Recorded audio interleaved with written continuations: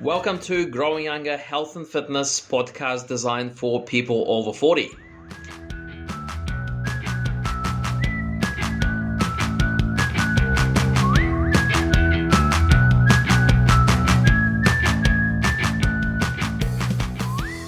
Hi guys, the 5 common myths that people tell each other about weight loss. This is the topic of today's conversation, and my name is Alex Blazewski, physio from Growing Younger.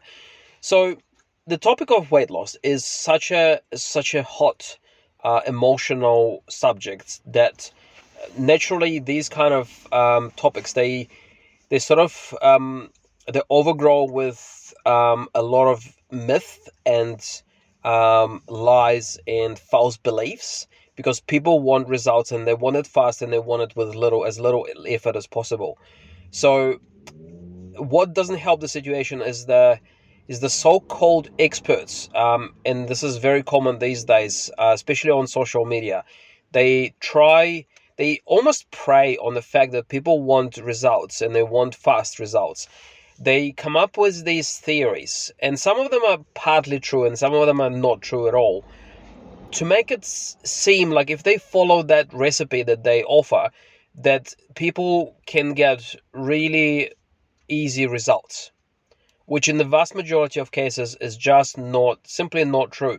Now, some of these myths are so common that it's almost like a common, they're commonly believed in. People actually tell each other and they agree that, oh yeah, if you do this, you're going to lose weight. Which, is actually simply not true. So the purpose of today's podcast is really just to talk about these myths and to unbunk them, or debunk them, I should say, and tell you the truth, tell you which methods actually are effective and which ones are not. So I've taken the 5 most common myths that I hear a lot from our clients, from our partners, from our just people that we come into contact with. Okay, number 1 is skipping meals. Okay, so skipping meals can take different shapes. Sometimes people just, instead of eating a meal, whether it's lunch or breakfast, they'll just say, okay, well, I'm gonna go tough. I'm just gonna wait until my next scheduled meal and not eat anything.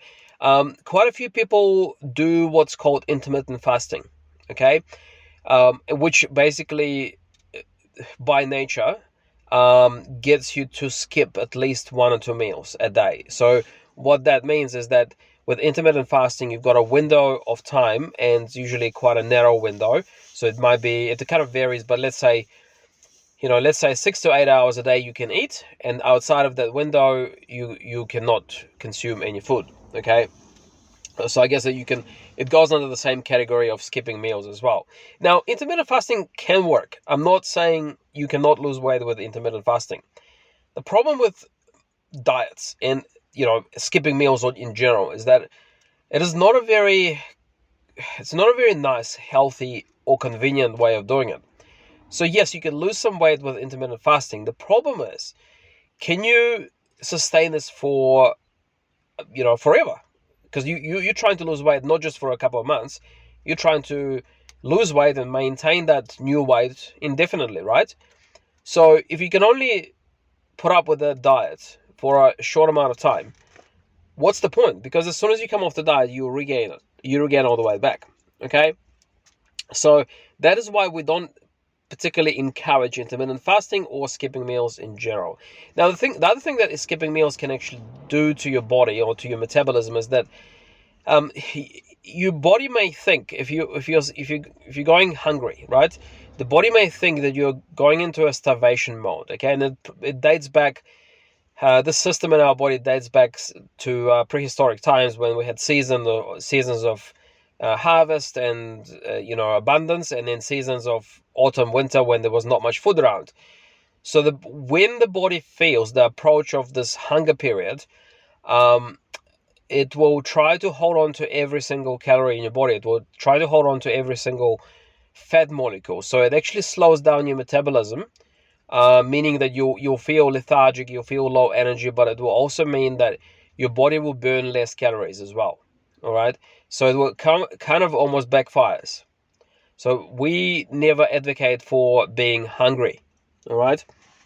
Now, second thing, so fat, okay? So fat has been demonized for many, probably decades now, okay? So fat makes you fat, that kind of thing. Now, it is true that fat is very calorie dense, but it is also true that fat is essential. It is essential to our body's function. So you can't go completely without fat.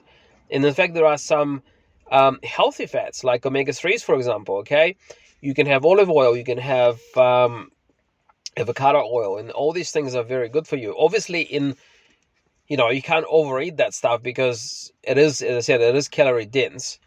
But you can't also live without it. Okay, so for decades, fat has been demonized, and there's a lot of products have appeared on the shelves, fat-free, low fat, all that kind of stuff. But the problem with that is that to make it taste better, the food industry, what it does, it takes the fat out, but then it puts more sugar because otherwise people won't buy it, right? If it doesn't taste good, the people won't buy it. So what they do is they trick you. They take the fat out, but they put the sugar in, okay? And at the end of the day, you're still getting the same number of calories, right? So it is not a very efficient way of losing or controlling your weight. Now, another myth that people quite often believe in is carbs. Okay, so again, fat is bad. They tell you, right? Carbs are bad. They also tell you that as well. So carbs are not bad, and it's an essential source of energy in our bodies. Okay, carbs are designed to fuel our bodies. The problem is that these days carbs are so abundant, and they also come in very concentrated, unnatural form. So sugar, for example, it doesn't really happen in nature in the same concentration and quantities that you can get in the bakery shop now. Okay, if you think about the forest, right? Where can you get sugar? Okay, you can get it in the fruit, yeah, but again, very small quantity. Not the same as eating a muffin with icing on top, right? You're not going to get that amount of sugar anywhere in nature. So carbs are not bad. It's just that also the types of carbs and that you eat. So fruit is absolutely fine. Like there's nothing wrong with eating fruit, even though fruit contains some carbs. It's more about the quantity and the type of carb that you eat. Also, we believe that weight loss is more about the total calorie intake. So as long as your calorie intake for the day is under a certain amount, under a certain level, it doesn't really matter how much carbs or fats or protein you have in your diet, as long as you hit those calorie targets. So carbs are not bad. The myth number 4 is fat-free and low-fat foods are better for weight loss. Now, I've already alluded to that. So the food industry, basically what they're trying to do, their goal is to sell as much stuff to you as possible. They try to make the food appear to be healthy, but also to taste better, to be more palatable. So you keep coming back for more, right? It's not an easy task. So what they do is they kind of trick you. They say, yep, it's low fat or no fat, and it is true. It's they may take the fat out, but to make it taste better, they'll put the sugar in. So at the end of the day, it's still the same calories that you'd have if you had fat in it, right? So yeah, be careful because you can be easily misled by these kind of statements. Fat-free, low fat, 99% fat-free, all that kind of stuff. Always check the food labels and see, okay, well, what's the total calories that I'm looking at here?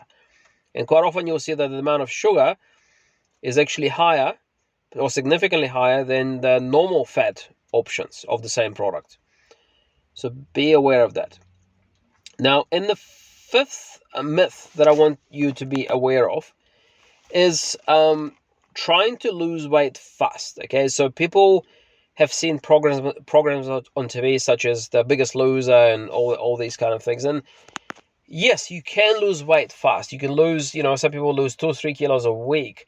Now, number one, it is not healthy to do it that way. It's just the body doesn't really respond very well when you starve your body, and when you smash it with exercise to that extent that it basically loses 2 or 3 kilos every single week.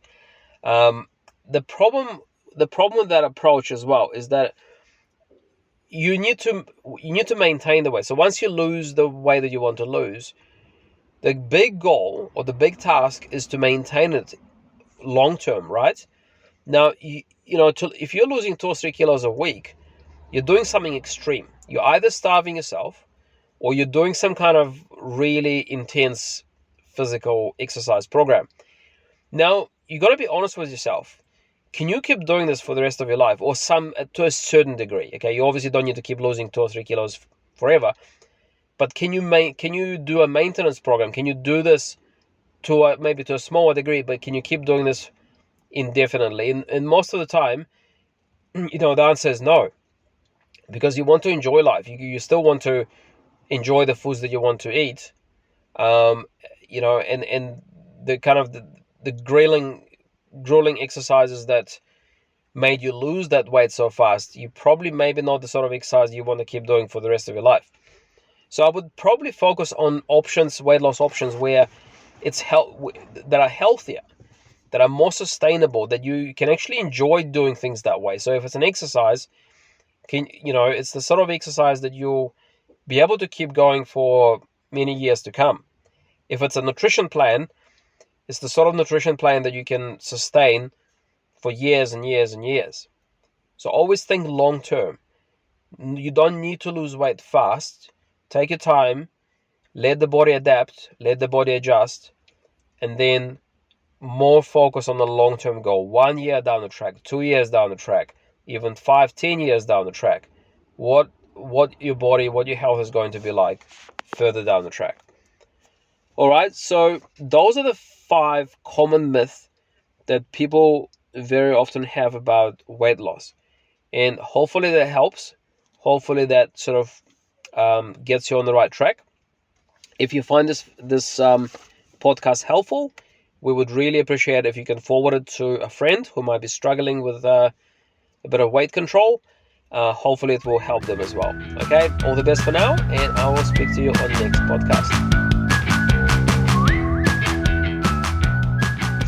Okay guys, so I hope you found the podcast of value. If you did and you're struggling with your own health and fitness journey, there's a link in the description for a free discovery call with me.